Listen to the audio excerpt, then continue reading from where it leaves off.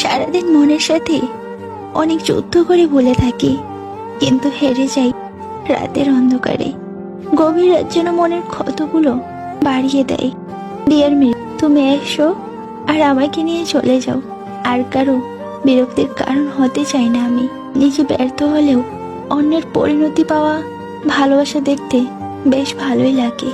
দিনগুলো খারাপ কাটছে বটে, তবু বেঁচে আছি নতুন এক দিনের আশায়।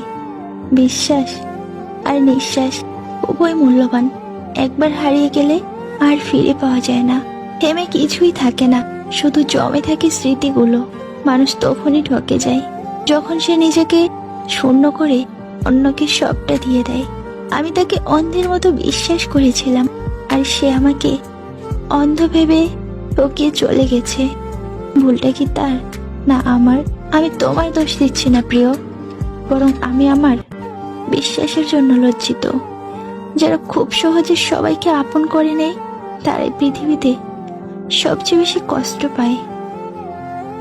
যে যত বেশি সরল ও ভালো হয়, তাকে তত বেশি কষ্ট সহ্য করতে হয়। এটাই দুনিয়ার নিয়ম। একদিন তোকে আমার ঠিক মনে পড়বে, কারণ আমার ভুলে গেলেও আমার সাথে করা অভিনয়টা তুই ভুলতে পারবি না।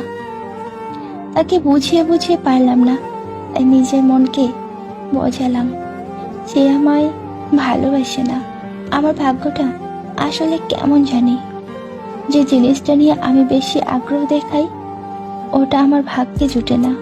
কথা যদি রাখতে পারো তবেই কথা দাও, কিন্তু কারোর সাথে কথা রাখার মিথ্যে অভিনয়টা না করাই ভালো। নিজের মনের অনুভূতি অন্য কাউকে বোঝানো সত্যি খুব কঠিন। পরিণতি না পাওয়া গল্পের শেষটা কল্পনাতেই সুন্দর হয়, তবে বাস্তবে মৃত্যু যন্ত্রণার থেকেও কঠিন। নিঃশ্বাস নিতেও কষ্ট হয় যখন তাকে প্রচুর মিস করি, তবু কথা বলতে পারি না। পৃথিবীর সবচেয়ে বড় যন্ত্রণা হলো মানসিক যন্ত্রণা। সেই যন্ত্রণা মানুষকে দিলে দিলে শেষ করে দেয়। দূরত্ব কখনো একটা সম্পর্ক শেষ করতে পারে না, কিন্তু অবহেলা একটা সম্পর্ক শেষ করতে যথেষ্ট। না আছে যোগ্যতা, না আছে চেহারা। আমি কেমন হব অন্যের গল্পের সেরা? কিছু কষ্টের ওজন এতটাই ভারী, না যায় সহ্য করা আর না যায় বলা। ছেলে হয়ে সবকিছুর অধিকার পেয়েছে, কিন্তু চিৎকার করে কান্নার অধিকার পায়নি। যেটা তোমার কাছে অবহেলার, সেটা অন্যের কাছে